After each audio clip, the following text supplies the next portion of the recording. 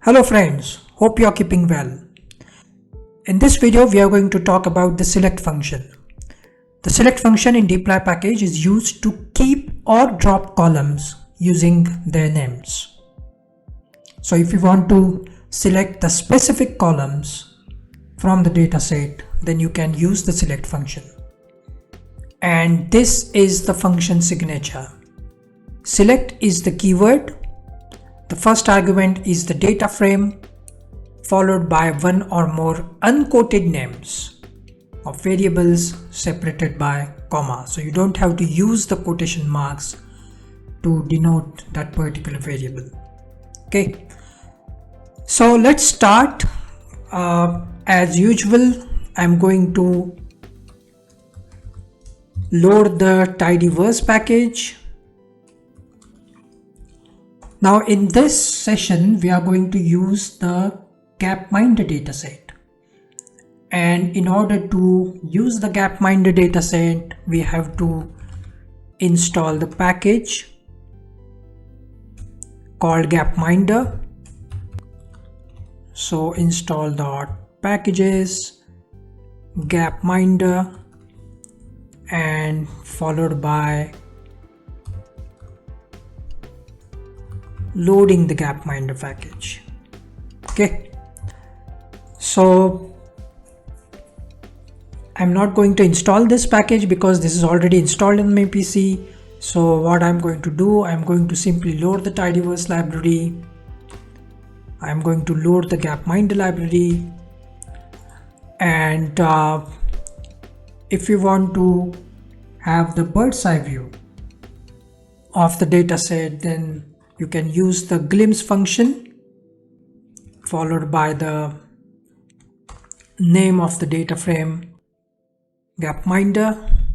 So let's check how the data looks like. So this is how the Gapminder dataset looks like. It has 1704 rows, it has 6 columns, and it has shown you the few observations from each of the column. And you will get the data type for each variable. Okay, and if you want to find out more about the Gapminder dataset, then you can simply use question mark followed by the name of the dataset, Gapminder, and in the help pane it will show you all the details related to the Gapminder data.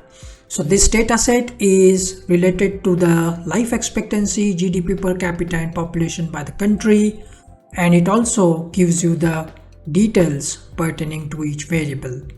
So it has 142 countries, and the dataset ranges from 1952 to 2007 in the increments of 5 years. It has a life expectancy, population, and GDP per capita. Okay, so now let's start using the select function. So let me first print few rows with the help of head function, and as you can see that it has the country, continent, year, life expectancy, population, and GDP per capita. So these are the columns that we have in this data set. So let's start using the select function. There are many ways you can use the select function. So let's check them one by one. Now here I am going to use the pipe operator. Okay, so I will start with the data set Gapminder, followed by the pipe operator, then select function, and then the name of the column that I want to subset. So if I run this, then I should get only the country column because I have selected only the country column. Now here, if you are not sure, not conversant in using the pipe operator, then I recommend you to refer to my earlier video. In that video, I discussed how to use the pipe operator, what is the importance of using the pipe operator in your code, and I have also shown the comparison of code complexity with and without using the pipe operator. So I put in the link of the video in the description. You may go and check it. Anyways, coming back to the video. So here you can also select multiple columns. So gapminder followed by the pipe operator, select, and you can put in the name of multiple columns. So for example, I'm interested in country and the population, for example. So let me run this, and you can see that it has printed out 2 columns. You can also select the column by column number, gapminder followed by the pipe operator, select, and here you can give the column numbers as the argument. So country has first position, continent has second position, and population has 1, 2, 3, 4, 5th position. So 1, 2, 5, 1, 2, 5. So let us see which columns are getting printed. As you can see, because the country has first index position, continent has second index position, and population has the 5th one, it has given me these 3 columns. Okay. Similarly, you can also select sequential columns in the data set. Now what it means is, for example, I am interested in the sequence of columns starting from continent till population. Okay, all the columns which are falling in the range starting with continent and ending with population. So how I can able to do that? I can able to do that with the help of the colon operator. Okay, pipe select country, then you will have to specify the range. The range starting from which column? The range starting from, say, year column,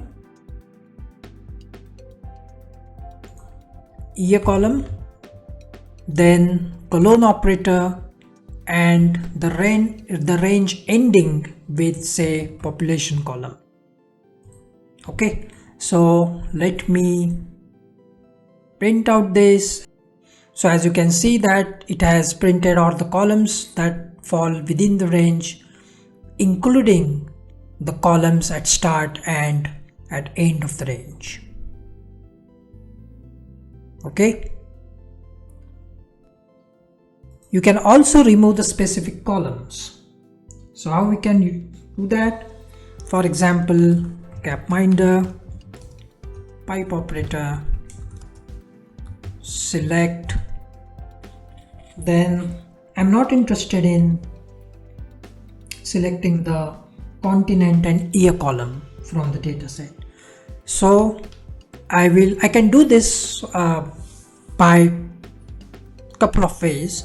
The first is by using a negative sign and using a concatenate function, and within the concatenate function I can then call the columns which I want to drop. So I want to drop continent and year column. So let's see what it prints out. As you can see, it has given me the data set without the continent and year column. I can also use the exclamatory symbol to drop the columns, gapminder, pipe operator, select, then exclamatory symbol and the name of the columns that I want to drop, GDP per cap. So let me run this. You can see that it has printed all the columns except population and GDP per cap. Before I wrap up the video, there are a few important comments that I want to make. So output of the select function is always a subset of the original data set, and that subset depends upon which column you select. Test asset attributes are preserved, and you can create the new object if you want to save the selected columns.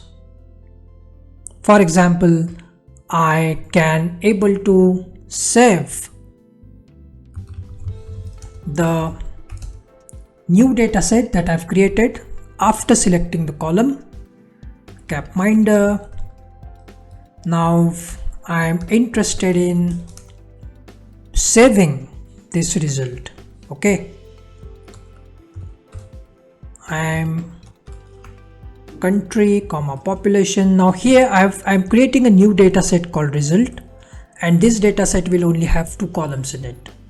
Why I'm interested in saving this? Because I may require to use this data set somewhere in my analysis in the later stages.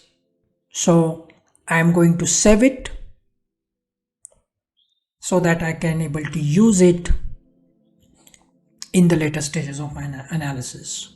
Okay, so if I just run this, and if I print the result, then you can see that it has stored the new data frame called result, and it has given me these 2 columns, which is a part of the original data set.